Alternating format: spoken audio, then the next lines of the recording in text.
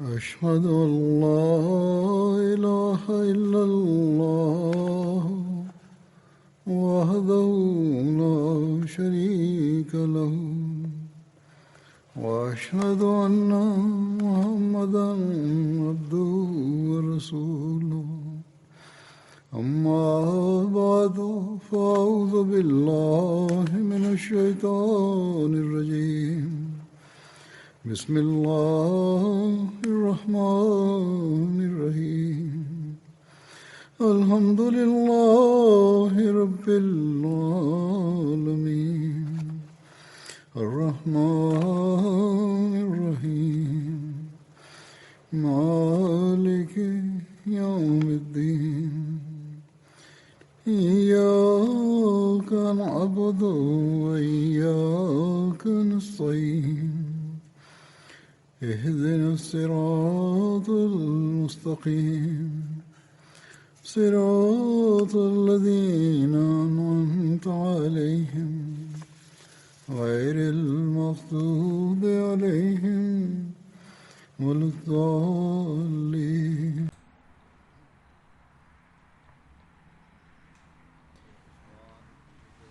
Estamos mencionando los relatos de la vida de Hazrat Usman. Hazrat Usman realizó la peregrinación del Hajj,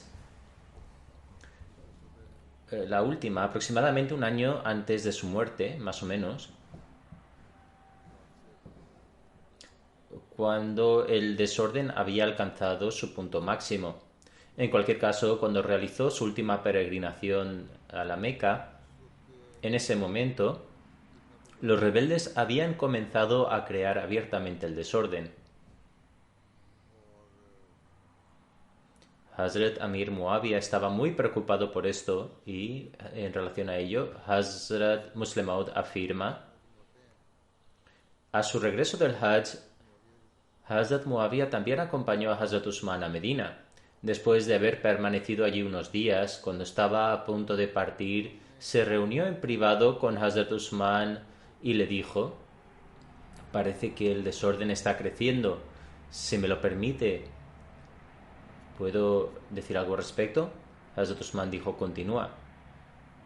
Entonces dijo: mi primera propuesta es que me acompañe a Siria, ya que allí hay paz en todos los aspectos y no hay desorden alguno. Me temo que si surge un desorden de repente, es posible que no podamos hacer nada en ese momento. Hazrat Usman respondió: no puedo dejar la tierra del santo profeta bajo ninguna circunstancia, incluso si mi cuerpo está desgarrado. Hazrat Muawiyah dijo: entonces mi segunda propuesta es que me des permiso para enviar un contingente del ejército sirio para tu protección. Nadie podrá hacerte daño en su presencia. Hazrat Usman respondió: tampoco puedo cargar la tesorería hasta tal punto para salvaguardar la vida de Usman, ni puedo tolerar poner a la gente de Medina en peligro, ni dificultad para manteniendo una presencia militar. Ante esto, Hazrat Muawiyah dijo: entonces mi tercera propuesta es que envíe a los compañeros a varios países, porque en su presencia la gente tiene el coraje de asumir que si no te quedas, entonces alguien más puede ser presentado en tu lugar. Hazrat Usman respondió: ¿cómo es posible que yo esparza a los que el santo profeta ha reunido? Al escuchar esto, Hazrat Muawiyah comenzó a llorar y dijo: si no aceptas ninguna de estas estrategias que he propuesto para tu protección, al menos anuncia a la gente que si me llega algún daño, entonces Muawiyah tendrá el derecho para tomar represalias en mi nombre. Quizá la gente se abstenga de hacer el daño por el miedo a este motivo. Hazrat Usman respondió: Muawiyah, lo que tenga que pasar seguramente pasará. No puedo conceder este permiso ya que tienes una disposición severa. Hazrat Usman le dijo a Hazrat Muawiyah que poseía una disposición severa y puedes tratar a los musulmanes con dureza. Entonces Hazrat Muawiyah se puso de pie llorando y dijo: me temo que este puede ser nuestro último encuentro. Cuando salió, dijo a los compañeros: el destino del Islam depende de vosotros. Hazrat Usman ahora se ha debilitado mucho. El desorden está aumentando. Por favor, cuidadle. Después de decir esto, Muawiyah partió hacia Siria.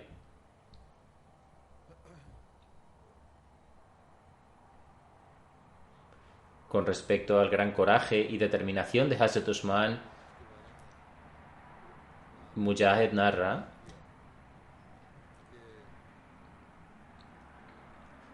que Hazrat Usman miró desde el interior de su casa y dirigiéndose a los rebeldes dijo: oh pueblo mío, no me matéis porque soy el líder de la época y soy vuestro hermano musulmán.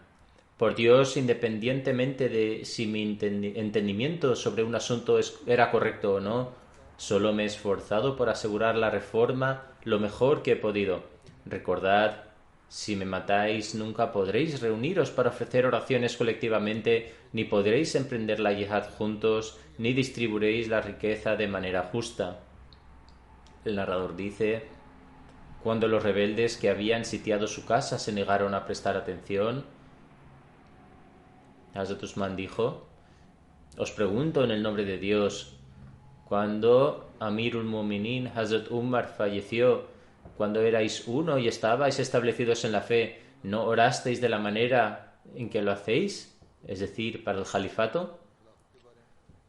Pero ahora estáis diciendo efectivamente que vuestras oraciones no fueron aceptadas. ¿O deseáis decir que Dios Altísimo ya no se preocupa por su fe? ¿O acaso afirmáis que el califato a la fuerza de la espada, que usurpé el califato a la fuerza de la espada, o que esto no me fue entregado después de una consulta mutua con los musulmanes? O quizá creéis que durante las primeras etapas de mi califato Dios Altísimo no estaba al tanto de los asuntos relacionados conmigo que ahora conoce. Este no puede ser el caso, ya que Dios Altísimo lo sabe todo. Cuando los rebeldes se negaron a aceptar esto también, Hazrat Usman oró: oh Allah, toma nota de ellos y destruye a todos y a cada uno de ellos, y no perdones ni a uno solo de ellos. Mujahid dice: quien quiera que participó en esta rebelión, Dios Altísimo los destruyó a todos y cada uno de ellos.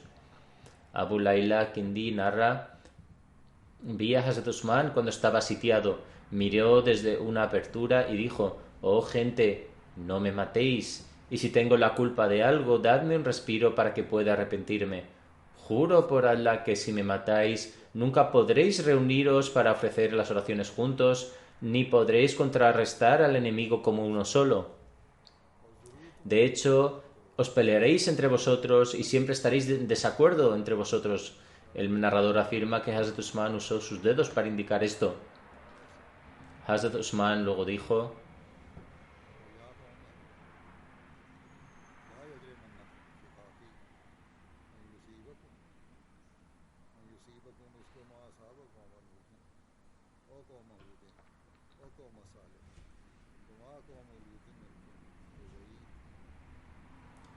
es decir, oh pueblo mío, no permitas que tu hostilidad hacia mí os lleve a esto, que os ocurra algo parecido a lo que sucedió al pueblo de Noé o al pueblo de Hud o al pueblo de Salih, y la gente de Lot no está lejos de vosotros. Hazrat Usman luego envió un mensaje a Hazrat Abdullah bin Salam. Cuando llegó, Hazrat Abdullah bin Salam le preguntó a Hazrat Usman cuál era su opinión sobre lo que estaba sucediendo. Hazrat Usman dijo: abstente de pelear, porque esto te será más favorable en cuanto a la verdad. Muhammad bin Sirin narra que Hazrat Zaid bin Thabit Ansari fue hacia Hazrat Usman y le dijo: los Ansar se han reunido en la puerta y están diciendo que si lo permites, estamos preparados para convertirnos en los Ansar de Allah por segunda vez. Sobre esto Hazrat Usman declaró: no peleéis bajo ninguna circunstancia. Hazrat Abu Huraira declara: en Yawm al-Dar, el día del asedio, fui hacia Hazrat Usman y le dije: oh Amirul Mu'minin, La situación justifica que levantes la espada contra los rebeldes. Hazrat Usman dijo: oh Abu Huraira, ¿te gustaría matar a todos, incluyéndome a mí? Hazrat Usman luego dijo: por Dios, incluso si matáis a una persona es como si hubieses matado a todos. Hazrat Abu Huraira afirma que posteriormente regresó a casa y no participó en la batalla. Como se mencionó anteriormente, él afirmó que era la hora de levantar la espada. Hazrat Abdullah bin Zubair narra que el día del asedio se sometió a Hazrat Usman diciendo: oh Amirul Muminin, haz la guerra contra esta gente porque Dios Altísimo ha hecho lícito para ti hacer la guerra contra ellos. Hazrat Usman declaró: por Allah nunca les haré la guerra. El narrador afirma que entraron y en ese momento Hazrat Usman estaba ayunando. Hazrat Usman había designado a Hazrat Abdullah bin Zubair para proteger su puerta y dijo: quien quiera obedecerme debe seguir a Abdullah bin Zubair. Hazrat Abdullah bin Zubair afirma que le dijo a Hazrat Usman que: oh Amir Muminin, tienes a un grupo de personas aquí en tu casa para tu protección que cuentan con el apoyo y el socorro de Allah. Son menos en número que los rebeldes. Concédeme permiso para luchar contra estos rebeldes. Hazrat Usman declaró: os digo en el nombre de Allah, nadie debe derramar su sangre por mí, ni la sangre de nadie más debe ser derramada por mí.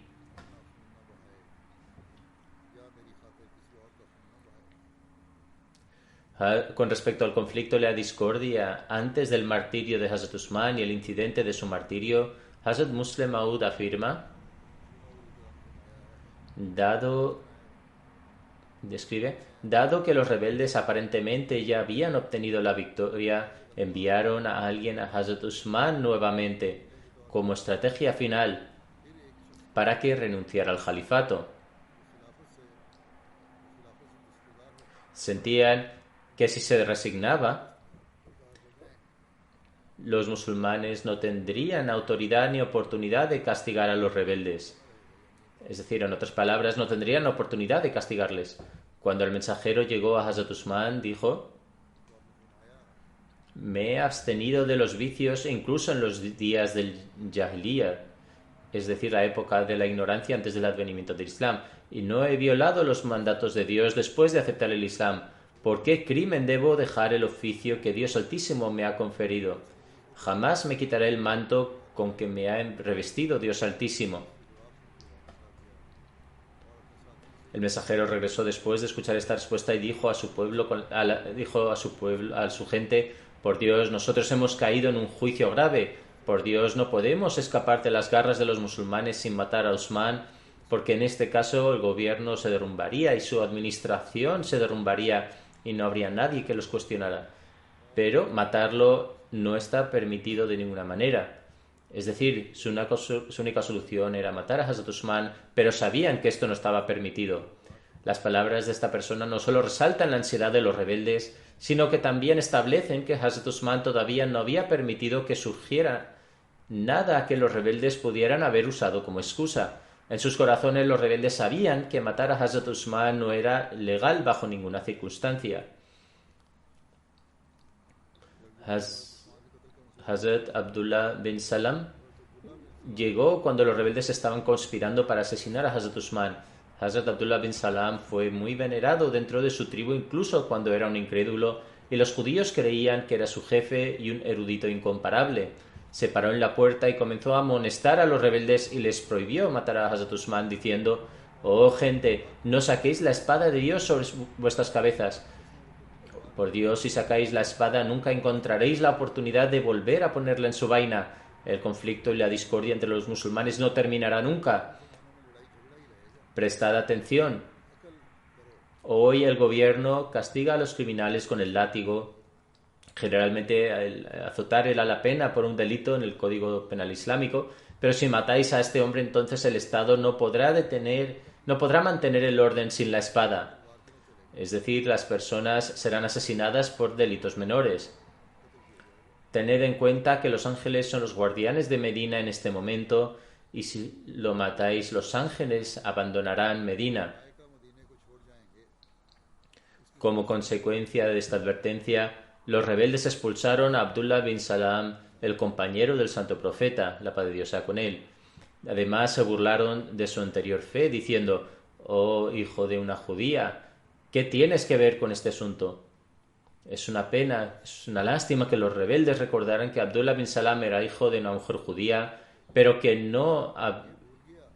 no que había aceptado el Islam de la mano del santo profeta.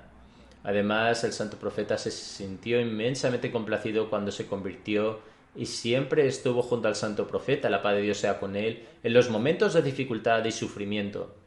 Los rebeldes también olvidaron que Abdullah bin Sabah, su líder e instigador y persona que había declarado a Hazrat Ali como el wasi del santo profeta, es decir, la afirmación de que Hazrat Ali estaba destinado a ser el primer jalifa después del fallecimiento del santo profeta, lo habían presentado en oposición a Hazrat Usman, también era el hijo de una judía. De hecho, él mismo era judío y solo expresaba el Islam exteriormente. Decepcionado por los rebeldes, Hazrat Abdullah bin Salam se fue, y estos, al darse cuenta de que era difícil asesinar a Hazrat Usman entrando por la puerta, porque las pocas personas que estaban allí de guardia estaban decididas a matar o morir, decidieron asesinar a Hazrat Usman saltando el muro de una casa vecina. Con esta intención, unos pocos rebeldes saltaron el muro de una casa vecina y entraron furtivamente en la habitación de Hazrat Usman. Cuando entraron, Hazrat Usman estaba recitando el Sagrado Corán. Después del asedio tanto de día como de noche, la única ocupación de Hazrat Usman era hacer oración o recitar el Sagrado Corán y no prestaba atención a ningún otro trabajo. En estos días, la única tarea que realizó antes de que los rebeldes entraran en la casa fue nombrar a 2 hombres para que custodiaran la tesorería, porque esa noche el santo profeta se le había aparecido. Es decir, Hazrat Usman le había visto en una visión y le había dicho: «Oh Usman, rompe tu ayuno con nosotros esta noche». Después de esta visión, Hazrat Usman se convenció de que ese día sería martirizado. Por lo tanto, y teniendo en cuenta su responsabilidad, Hazrat Usman ordenó a 2 hombres que montaran guardia junto a la puerta de la tesorería para que nadie intentara saquearlo durante el caos y el pillaje.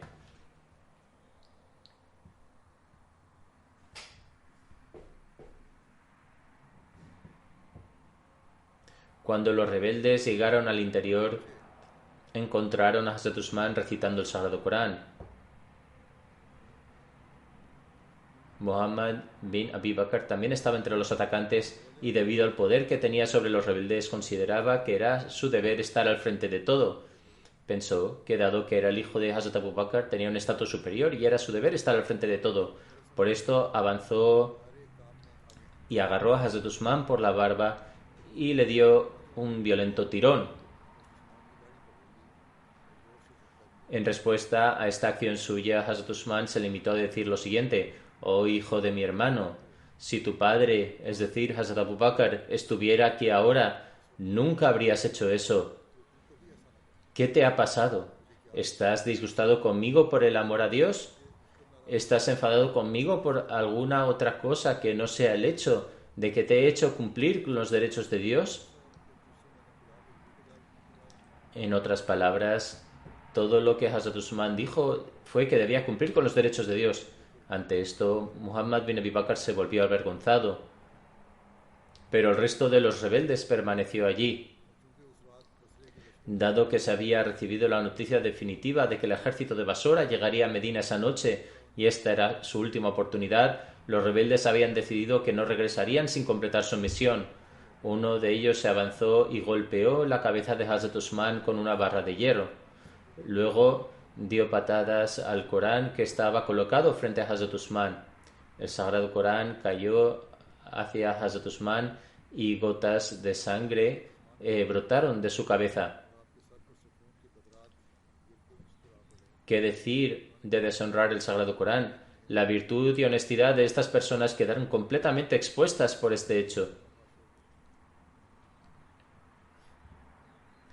El versículo sobre el que cayó la sangre de Hazrat Usman era una magnífica profecía que se cumpliría a su debido tiempo con tal grandeza que incluso la persona con el corazón más duro cerraría los ojos por miedo después de contemplar un destello de las palabras manchadas de sangre. El versículo era: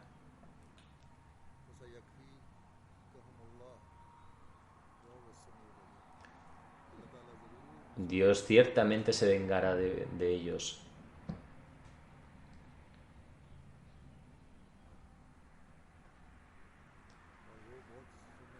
Y ciertamente Él es el que más lo oye y el que más lo conoce. Después de esto, una persona llamada Sodán avanzó deseando atacar a Hazrat Usman con una espada.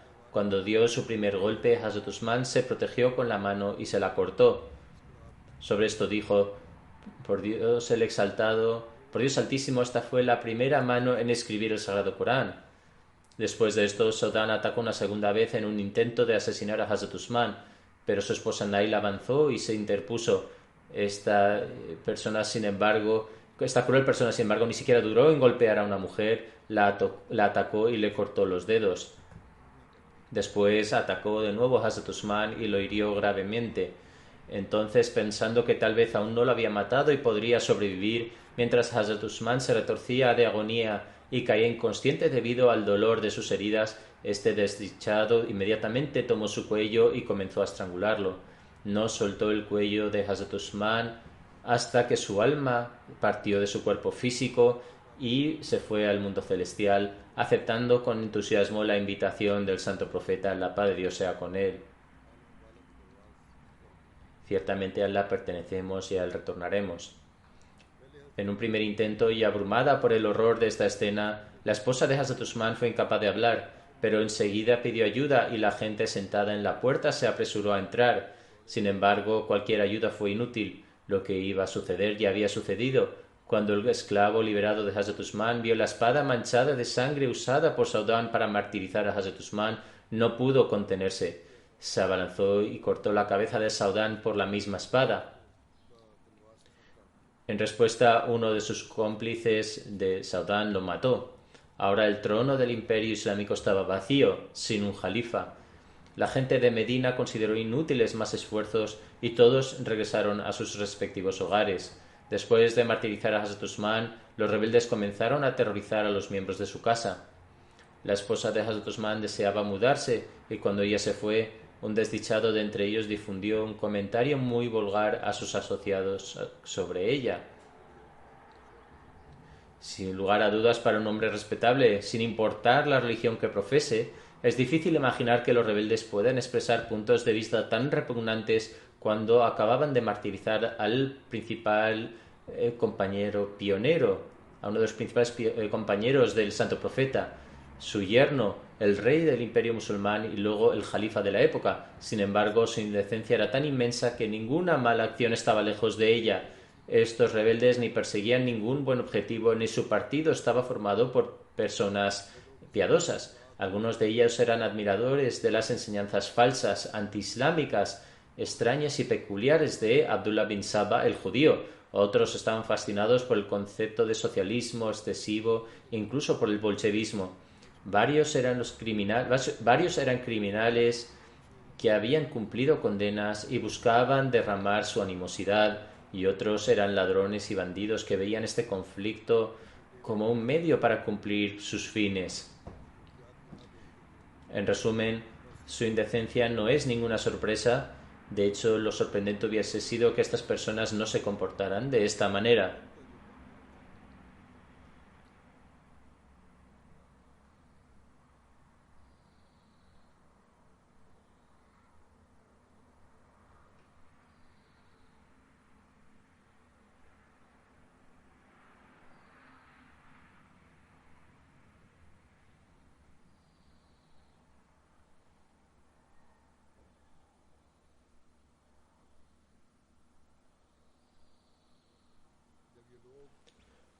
Mientras los rebeldes saqueaban la casa, otro esclavo liberado no pudo contenerse cuando escuchó los gritos y lamentos de la casa de Hazrat Usman. Este esclavo atacó y mató a la persona que había matado al primer esclavo. Y ante esto también le mataron.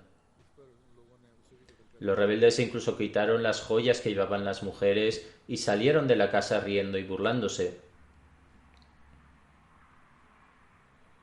En otra ocasión, en relación a la vulgaridad e impropiedad de quienes asesinaron a Hazrat Usman, Hazrat Muslim Maud afirma: solo mirad lo que hicieron. Martirizaron a Hazrat Usman mientras él yacía en un charco de sangre, retorciéndose de agonía. Los asesinos comenzaron a hacer comentarios vulgares sobre el cuerpo de la esposa de Hazrat Usman.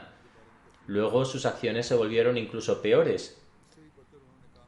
Es decir, no solo hacia la esposa de Hazrat Usman, sino aún peor. Hazrat Muslim Maud afirma que comenzaron a hacer comentarios vulgares sobre Hazrat Aisha. Hazrat Muslim Maud dice: al escuchar estas cosas, os digo que Dios Altísimo me ha concedido una posición elevada por la que me siento honrado, pero es el deseo de mi corazón, si estuviera vivo en aquel entonces en lugar de ahora, para deshacerme de todos ellos. Mirad el grado tan bajo en el que cayeron. Como se mencionó anteriormente, le quitaron el hijab a Hazrat Aisha y al verla comentaron que era una mujer joven. Ni siquiera se abstuvieron de hacer comentarios sobre Hazrat Aisha. Hazrat Muslim Maud declara: por el trato que se le dio a Hazrat Usman, es evidente que Hazrat Usman no temía en lo más mínimo que le hicieran. Está demostrado por la historia que cuando los rebeldes llegaron a Medina, antes de las oraciones, se desplegaron dentro de la mezquita y mantuvieron a los habitantes de Medina separados los unos de los otros para que no se reunieran para combatirles.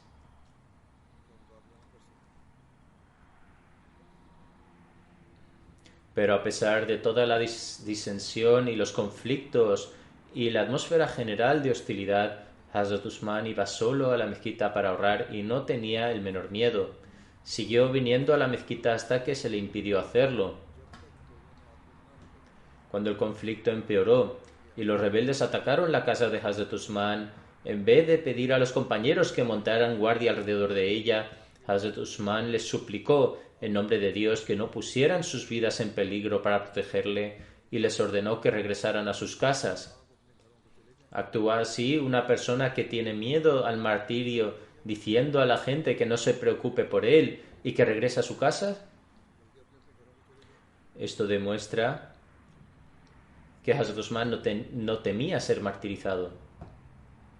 Otra prueba irrefutable de que Hazrat Usman no temía el martirio es que, como se mencionó al comienzo del sermón, cuando comenzó la disensión, Hazrat Muawiyah vino para el Hajj y antes de regresar a Siria visitó a Hazrat Usman en Medina y le dijo que venga conmigo a Siria. Allí estará a salvo de cualquier conflicto.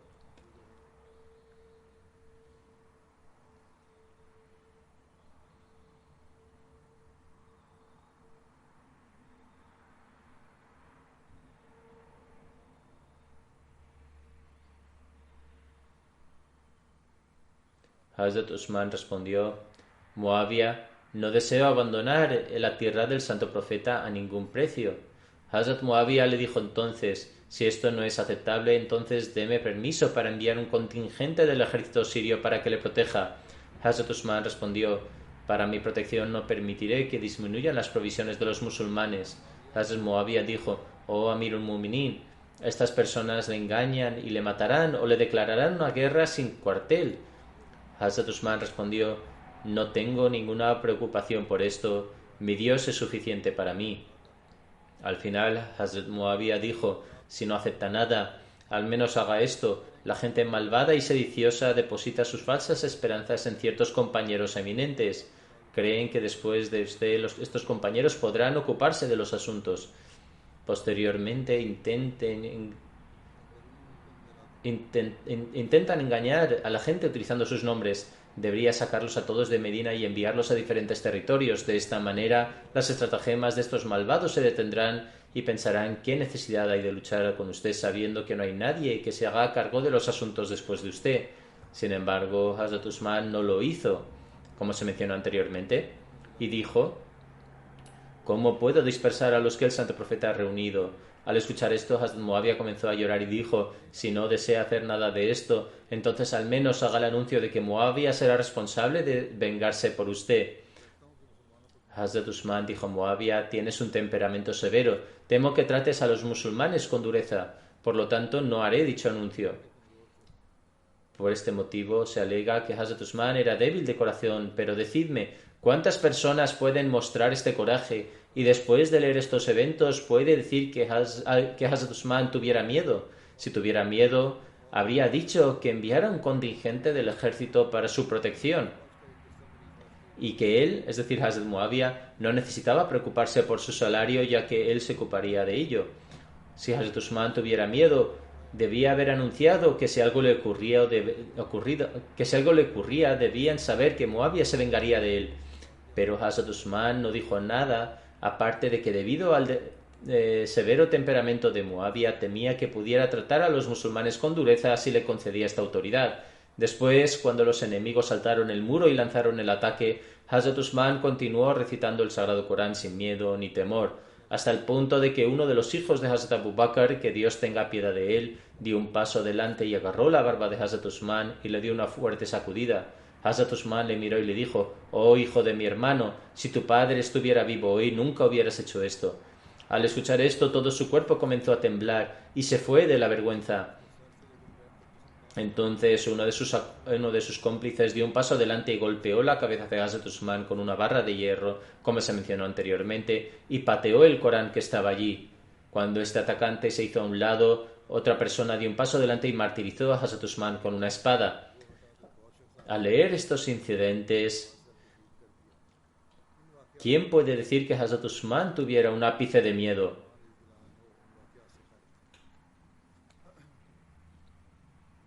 Hazrat Muslim Maud dice: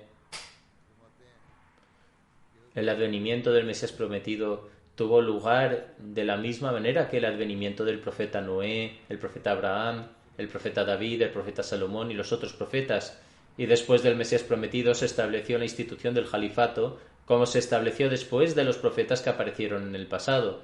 Si reflexionamos atentamente sobre esto y tratamos de profundizar en su verdadera realidad, nos daremos cuenta de que esta es una institución extraordinaria, es decir, la institución del Jalifa. De hecho, digo que si sacrificaran 10.000 generaciones sucesivas de una descendencia por su causa, no equivaldría a nada en comparación. No puedo hablar por otros, pero al menos cuando estudio la historia de la época del Santo Profeta, la paz de Dios sea con él, y leo acerca de los problemas y aflicciones que Hazrat Usman tuvo que padecer, y por otro lado veo la fe y la luz espiritual que el santo profeta, la paz de Dios sea con él, había inculcado en él. Entonces digo que si 10.000 generaciones de mi futura descendencia en este mundo fueran reunidas y sacrificadas a la vez para que este desorden pudiera ser sofocado, entonces yo consideraría que esto es similar a la expresión proverbial de la compra de un elefante por un piojo. En otras palabras, este acto de sacrificio sería incluso menor que dar algo extremadamente pequeño como un insecto y a cambio adquirir un elefante. El hecho es que solo nos damos cuenta del verdadero valor de algo mucho más tarde. Fue solo después del martirio de Hazrat Usman que la gente se dio cuenta de la verdadera importancia del califato. Hazrat Muslim Maud afirma además: después de Hazrat Umar, la mirada de todos los compañeros cayó sobre Hazrat Usman para el cargo del Jalifa y por lo tanto fue designado para esta tarea mediante la consulta de los eminentes compañeros. Él era el yerno del Santo Profeta y 2 hijas del Santo Profeta se casaron con él una después de otra. Cuando falleció la segunda hija del Santo Profeta, el Santo Profeta dijo que si tuviera otra hija también la casaría con Hazrat Usman. Esto muestra que tenía un rango de honor especial ante los ojos del Santo Profeta.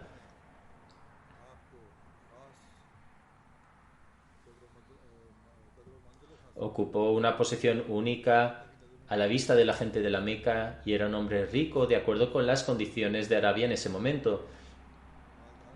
Cuando Hazrat Abu Bakr aceptó el Islam, una de las personas a las que eligió particularmente para predicar el mensaje del Islam fue Hazrat Usman.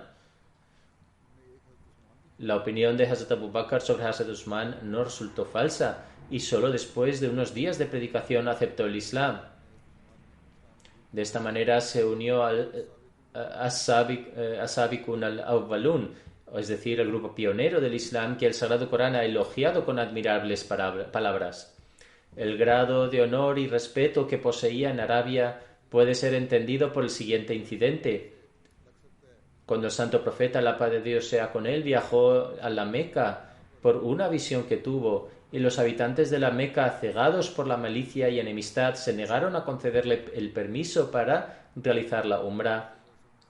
El santo profeta propuso que se enviara a una persona respetada por los habitantes de la Meca para negociar el asunto.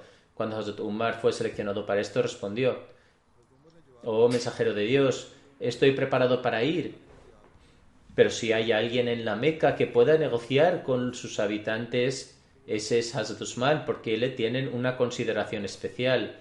Así, si hubiera sido otro, no hubiera habido tantas esperanzas de éxito como al ir como si fuera Hazrat Usman». El santo profeta también pensó que este punto de vista era adecuado y en consecuencia envió a Hazrat Usman para el cometido. De este incidente puede entenderse que Hazrat Usman era considerado con especial respeto incluso por los incrédulos. El santo profeta tenía un gran respeto por Hazrat Usman. En una ocasión el santo profeta estaba acostado cuando Hazrat Abu Bakr llegó, pero el santo profeta permaneció acostado. Al poco tiempo llegó Hazrat Umar, pero siguió reclinado.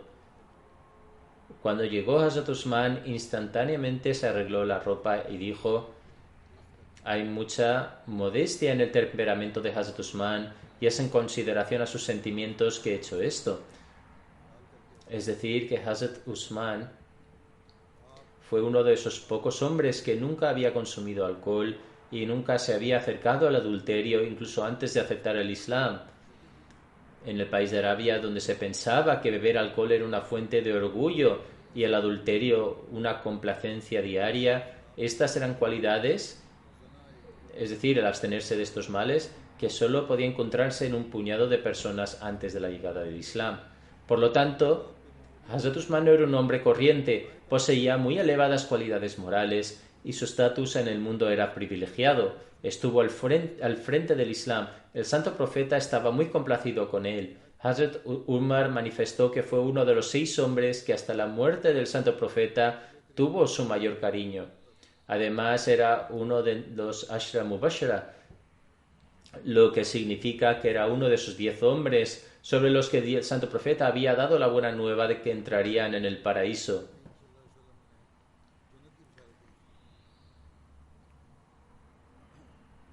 En relación al día en el que tuvo lugar el martirio de Hazrat Usman, se dice que fue martirizado el 17 o 18 de Zulhijjah en el año 35 después de la Hijra, durante un viernes. Según Abu Usman Nadi, Hazrat Usman fue martirizado en los días intermedios de Ayam Tashriq, es decir, el 12º día de Zulhijjah. Sin embargo, según Ibn Ishaq, Hazrat Usman fue martirizado en el 11º año, a los 11 meses y 22 días después del martirio de Hazrat Umar y 25 años después del fallecimiento del santo profeta. Según otra narración, Abdullah bin Amr bin Usman relata que Hazrat Usman fue martirizado a la edad de 82 años después de la oración de Asr, el viernes 18 de Zulhijjah, en el año 36 después de la Hijra. Estaba ayunando el día que fue martirizado. Según Abu Mashar, Hazrat Usman tenía 75 años en el momento de su martirio. En relación con los preparativos del entierro de Hazrat Usman, Niyar bin Mukarram relata que era un sábado entre Maghrib e Isha cuando el cuerpo de Hazrat Usman fue llevado por 4 de ellos, incluido Jubair bin Mutim, Hakim bin Hizam y Abu Juham bin Huzefa, Hazrat Jubair bin Mutim dirigió la oración fúnebre y Muawiyah ha confirmado esta narración. Estos mismos 4 individuos bajaron a la tumba para enterrarle. Según otra narración, Hazrat Jubair bin Mutim dirigió la oración fúnebre de Hazrat Usman con una congregación de 16 personas. Alama bin Saad afirma que la primera narración es más correcta, es decir, que la oración fúnebre fue ofrecida por 4 personas. Abdullah bin Amr bin Usman cuenta que Hazrat Usman fue enterrado en Hashe-Kokab un sábado entre la hora de Maghrib e Isha. Rabi bin Malik relata de su padre que la gente deseaba enterrar a sus difuntos en Hashe-Kokab. Hash significa un pequeño jardín y Kokab era el nombre de un ansari que poseía este jardín. Estaba situado cerca de Janatul Baqi.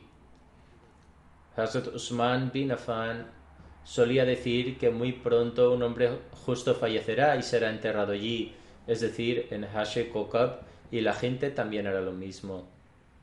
Y la gente le seguirá. Malik bin Abu Amir relata que Hazrat Usman fue la primera persona en ser enterrada allí. Hay otra narración en relación con el entierro de Hazrat Usman que dice que durante 3 días los malhechores y rebeldes no permitieron que Hazrat Usman fuera enterrado.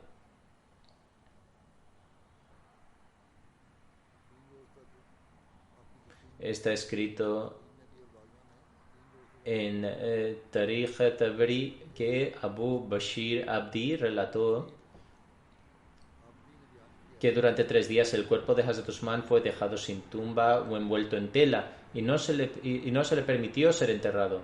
No le permitieron enterrarle. Más tarde Hazrat Hakim bin Hizam y Hazrat Jubair bin Mutim hablaron con Hazrat Ali con respecto al entierro de Hazrat Usman y que si podían pedir a la familia de Hazrat Usman permiso para enterrarle. Y entonces Hazrat Ali le preguntaron y les dio permiso. Cuando los rebeldes se enteraron, recogieron piedras y las colocaron a lo largo del camino. Algunos miembros de la familia de Hazrat Usman le acompañaron a su funeral y quisieron entrar en una zona de Menida conocida como Hashe-Kokab, donde los judíos enterraban a sus muertos. Cuando el cuerpo de Hazrat Usman fue llevado, los rebeldes, arrojaron piedras al ataúd que llevaba su cuerpo para hacerlo caer. Cuando las noticias de este incidente llegaron, Hazrat Ali les envió un mensaje y les advirtió que no hicieran tal cosa. Ante esto se detuvieron. El funeral se prolongó hasta que Hazrat Usman fue enterrado en Hashe-Kokab. Cuando Amir Muawiyah asumió la autoridad, ordenó que se derribaran los muros del cementerio para que se fusionaran con el cementerio Janatul Baqi. También ordenó a la gente que enterrara a sus difuntos cerca de la tumba de Hazrat Usman y que de esta manera las tumbas de esta zona se unieran a las de los demás musulmanes. Según otras fuentes históricas, también se menciona que Hazrat Usman compró esta zona de tierra y la incluyó como parte de Janatul Baqi. Quedan algunos relatos que Dios mediante relataré en el futuro. Hoy dirigiré algunas oraciones fúnebres en ausencia y mencionaré algunos detalles en relación con ellos.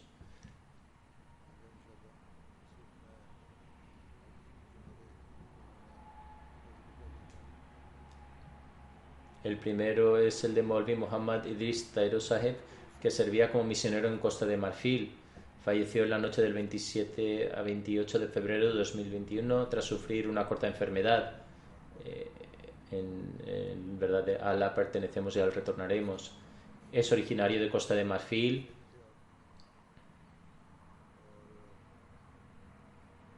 Y tras adquirir su educación primaria se fue a Burkina Faso y, además de sus conocimientos seculares, aprendió la lengua árabe. Aceptó el Ahmadiyyat en la década de 1980 al 83 y por decisión propia viajó a Pakistán y tras completar sus estudios en Jamia Ahmadiyya sirvió como prisionero en Costa de Marfil. También sirvió en Ghana y Burkina Faso y desde 2007 volvió a prestar servicio en Costa de Marfil. El fallecido era Musi. El relato de su viaje a Pakistán que narró es muy interesante. Compró un billete de avión con el poco dinero que había ahorrado y viajó a Pakistán.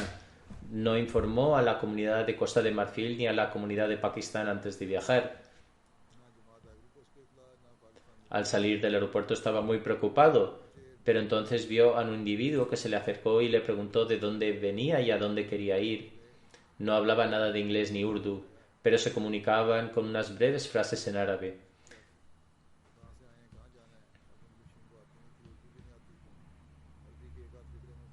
En cualquier caso, este individuo le llevó entonces a la Ahmadiyya Hall y le dijo: mi esposa ha visto en un sueño la noche anterior que un extranjero venía como invitado, por lo que me dijo que fuera a traerte. Esta es la razón por la que he venido al aeropuerto, y cuando vi que eras el único extranjero que bajaba del avión y parecía preocupado, me di cuenta de que eras este invitado que mi esposa vio en un sueño. Así, de esta manera, Dios Altísimo mismo hizo los arreglos para él, y a menudo narraba este incidente y decía que durante todo el viaje estaba constantemente rezando, incluso al llegar esto fue un signo milagroso debido a sus oraciones, que Dios Altísimo hizo para él los arreglos necesarios, y también mostró un sueño la noche anterior a la esposa de ese Ahmadi en Karachi informándole de su llegada. A partir de entonces fue llegado al Ahmadi Hall y luego a Rabwa. En cualquier caso, era un hombre muy piadoso y devoto. Kuyum Pasha Saheb, que sirve como misionero encargado en Costa de Marfil, escribe que también trabajaron juntos en Burkina Faso durante 3 años, y luego también tuvieron la oportunidad de trabajar juntos en Costa de Marfil. Tenía un amor ilimitado por la comunidad y el Mesías prometido. Era extremadamente devoto y piadoso, era muy generoso y ayudaba mucho a los demás. También se ocupaba de los niños, dándole un lugar en su casa y asumiendo los gastos de su educación y otras necesidades. Siempre estuvo a la vanguardia en la predicación. La hospitalidad era también una cualidad notable suya. Tenía un estilo excelente en la predicación y también estaba muy bien informado. A la gente le gustaba su estilo de predicación. Dondequiera que realizaba una sesión de predicación, la gente se reunía a su alrededor. Era regular en sus oraciones de Tahajjud y también recibía sueños verdaderos. Era un individuo completamente desinteresado. Sadiq Jijalu Saheb, que está sirviendo como muallim en Costa de Marfil, escribe que Molvi Idris Tairo Saheb estaba completamente dedicado a la Jamaat y al Khilafat. Siempre estaba dispuesto a ofrecer cualquier tipo de sacrificio por el bien de la comunidad. Afirma que nunca había visto a nadie en Costa de Marfil que amara a la comunidad más que él. Siempre que le preguntaba por su nacionalidad, decía: no soy ni africano, ni europeo, ni tengo ninguna otra nacionalidad. El Ahmadiyyat es mi nacionalidad y mi identidad. Fue uno de los miembros pioneros de la comunidad en Costa de Marfil. Basit Sahib, que está sirviendo como misionero en Costa de Marfil, escribe que siempre aconseja a los demás que permanezcan apegados a la institución del Khilafat, y dice que todo lo que ha logrado es a través del Califato. Era un individuo muy erudito. Además de su lengua materna, el Jola, dominaba el francés, el árabe y el urdu. Tenía grandes conocimientos de Ilmul Kalam y también participaba en debates sobre este tema, y a menudo debatía con los ulemas wahabíes. Un Ahmadi, Bhai Abdullah Sahib, relata un incidente durante un debate realizado en San Pedro. Cuando llegaron a la mezquita, entre las condiciones que se habían estipulado para el debate estaba que todos los argumentos debían presentarse a partir del Sagrado Corán. El debate se prolongó ininterrumpidamente desde las 8 de la mañana a las 6 de la tarde, y solo se hicieron pausas para rezar. Maulvi Saheb presentó tales argumentos del Sagrado Corán a los Maulvis no Ahmadis que estos no pudieron refutarlos y finalmente aceptaron la derrota. Así, los Ahmadis obtuvieron la victoria en este debate.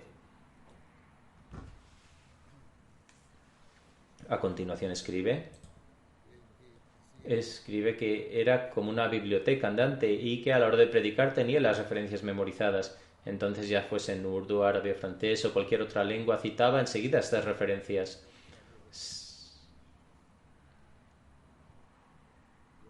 Siempre dependía de la oración y animaba a los demás a hacer lo mismo. Le sobreviven su esposa, 4 hijas y un hijo. Que Dios Altísimo permita a estos hijos tener una relación activa con el sistema de la comunidad y hacerlos parte del sistema, como era el deseo de su padre. No tienen una relación fuerte con la comunidad en este momento, pero que Dios les conceda sus bendiciones, que Dios Altísimo conceda al difunto su misericordia y perdón y eleve su rango en el paraíso. El siguiente funeral es el de la respetada Amina Naija Naiga Kare Saheba, que era la esposa de Muhammad Ali Kare Saheb, el presidente nacional y misionero a cargo de la comunidad en Uganda. Falleció el 20 de febrero. A Dios pertenecemos y a Él retornaremos. Era una mujer humilde, culta y valiente. Su marido Kare Saheb dijo que una de las principales razones de su éxito como misionero era su esposa. Era de Uganda y era extremadamente sincera y leal. Dice que cuando se casaron ella tenía 19 años. En aquel momento no sabía recitar el Sagrado Corán, pero como tenía interés y pasión aprendió a recitarlo y trataba de reflexionar sobre su significado. Pudo servir a la comunidad de diversas maneras. En 2005 fue nombrada presidenta nacional de la Organización Auxiliar de Mujeres. Tenía una gran pasión por propagar el mensaje del Islam Ahmadiyyat. También fue encarcelada una o dos veces por acusaciones falsas. No había tenido ella la culpa y sin embargo le hicieron ir a la cárcel injustamente. Era ejemplar en lo que respecta a la formación moral. Responde con gran valentía a las acusaciones de los no ahmadís. Y su hija dice que era regular en sus oraciones tanto cuando tenía buena salud como en la enfermedad. Hacía el itikaf todos los años durante el mes de Ramadán. Podía soportar cualquier tipo de ataque personal hecho contra ella, sin embargo no podía soportar escuchar nada negativo sobre la fe. También trabajó a varios niveles en el foro político. Era musia y le sobreviven su marido y 6 hijos, de los cuales 2 son misioneros. El siguiente funeral es el del respetado Nuhi Kazakh Saheb de Siria, que falleció el 10 de diciembre a la edad de 48 años. A Dios pertenecemos y al retornaremos. El Ahmadiyyat se introdujo en su familia en 1928 cuando Hazrat Maulana Jalaluddin Shams Saheb fue de Damasco a Haifa. El primer Ahmadi de Haifa fue el respetado Rashid Bakis Busti Saheb, a partir de cuya predicación Ali Saheb Kazakh Saheb, bisabuelo del fallecido, aceptó el Ahmadiyyat junto con su hermano Muhammad Kazakh Saheb, que era el padre de Taha Kazakh Saheb, antiguo presidente de la comunidad en Jordania. Aceptó el Ahmadiyyat junto con su familia. Posteriormente, al establecerse Israel, su familia migró a Damasco. El fallecido era un Ahmadi muy sincero. Era asiduo en las oraciones y en los ayunos, así como en las aportaciones económicas. Sentía un gran amor por el califato y siempre estuvo al frente del servicio a la comunidad. A pesar de las dificultades económicas a las que se enfrentaba, siempre proporcionaba ayuda económica a los demás. Era una persona muy amable y virtuosa. Le sobreviven 2 esposas y 3 hijas pequeñas. 2 de sus hijas forman parte del Waqf Now. Wasim Muhammad Saed, el presidente de la comunidad, dice: entre sus servicios se encuentra el hecho de que cuando se le pedía que llevara especialmente a los enfermos y a los heridos al hospital, ya que las circunstancias eran tales en Siria, e incluso en esas circunstancias llevaba a cabo esta tarea con valentía. Del mismo modo llevaba a los miembros del AMLA en sus giras oficiales. Le dieron un coche y con él realizaba sus tareas y siempre que se le requería llegaba inmediatamente. Ofrecía sus servicios con gran alegría y realizaba todas sus tareas muy alegremente. Era muy regular en dar chanda y lo hizo aún más en su último año. Incluso ayudaba económicamente a otros ahmadis. A continuación escribe: ha dejado un impacto muy positivo en todo el mundo debido a su sencillez, tranquilidad, sinceridad, servicio a la humanidad y su buena voluntad. La esposa del fallecido, Khadija Ali Saeba, dice: mi marido era un ahmadi muy sincero por la gracia de Dios. Quería mucho a la comunidad y le gustaba mucho ayudar a los demás. Me ayudaba con los trabajos domésticos. Tenía mucho amor por sus hijas y siempre se preocupaba por su buena educación. Se sentaba a hablar con ellas durante mucho tiempo sobre la comunidad. Por la gracia de Dios, incluso pasó el último año de su vida sirviendo a la comunidad y estaba muy satisfecho por ello. Su primo Akram Salman Saheb dice que aceptó el Ahmadiyya a través de él. Dice: Incluso antes de nuestro Beth fuimos testigos de su elevada moralidad. Su propia situación económica no era muy buena, pero aún así ayudaba a sus parientes pobres. Luego dice algo que me impresionó mucho, fue que una vez recibió un muy buen trabajo que le permitía pagar todas sus deudas. A partir de entonces, en lugar de ahorrar dinero, daba una gran suma a mis tías pobres y decía: mientras mi salud sea buena y no esté endeudado, entonces soy rico y deseo gastar todo el dinero extra que tengo en los necesitados, y esto es lo que uno debe hacer.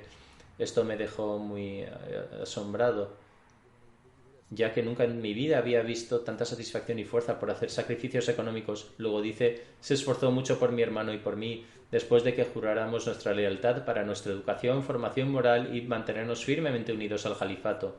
Nos leía incidentes muy inspiradores sobre aquellos que disfrutaron las bendiciones del califato, como resultado de lo cual nuestro amor por el califato aumentó en nuestros corazones. Su hermano Mutaz Kazak Sahem, que es profesor en Jamia Ahmadiyya, Canadá, escribe: mi hermano fallecido era extremadamente sincero y tenía un gran amor por el califato. Aunque nuestros antepasados eran ahmadis, no teníamos ningún conocimiento sobre el Ahmadiyyat. Mi hermano fue desde la ciudad de Halab, Alepo, a Damasco para asistir al funeral de mi abuelo Khidr Kazakh, donde conoció a otros ahmadis e intercambió opiniones sobre el Ahmadiyyat. A su regreso noté que empezó a llorar mucho en sus postraciones. Este cambio repentino me sorprendió mucho. Le pregunté a qué se debía y me presentó a la comunidad. Luego dice: hice mi investigación, al principio era solo Ahmadi de nombre, y después de hacer una investigación adecuada sobre las enseñanzas de la Ahmadiyya y después de ver un sueño, tomé el juramento de lealtad una vez más. El cambio piadoso de mi hermano tuvo un papel importante en mi juramento de fidelidad. Con una vez más se refiere a decir que al principio era solo Ahmadi debido a su familia, pero en la práctica no era Ahmadi, por lo que volvió a prestar el juramento de fidelidad después de alcanzar una comprensión sobre el Ahmadiyyat. El fallecido tenía un maravilloso celo por la predicación, rezó profusamente por el califa de la época, formó parte del plan del Wasiyat. Era consciente de que iba a fallecer pronto y se lo comenté unos días antes a nuestra madre y a su mujer. El siguiente funeral es el de Farhad Nasim Sahiba de Rabwa. Era la esposa de Muhammad Ibrahim Sahib Hanif, también conocido como el maestro Churi Sahib. Falleció el 18 de junio a la edad de 86 años. Ciertamente a él le pertenecemos y al volveremos. Su padre era Hazrat Mian Ilm Din Sahib y su abuelo era Hazrat Mian Buddin Sahib de Ludina, Nangal, distrito de Gurdaspur, y estaba entre los compañeros del Mesías prometido. Poseía muchas buenas cualidades, era regular en ofrecer la oración y el ayuno, en la oración de Tahajjud, era muy paciente, agradecido, devota en sus oraciones, sencilla, cuidadosa con los pobres, una persona que tenía un amor ilimitado por el califato y una mujer sencilla y piadosa que estaba a la vanguardia de la participación de los planes financieros. En varias ocasiones presentó sus propias joyas para varias donaciones. Además era musi, le sobreviven 3 hijos, 3 hijas y muchos nietos. 2 de sus nietos son misioneros y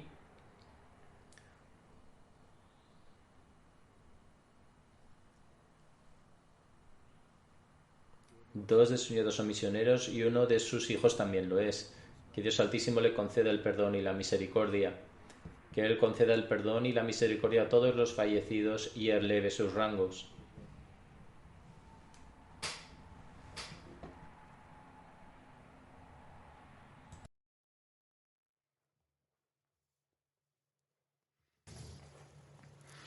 الحمد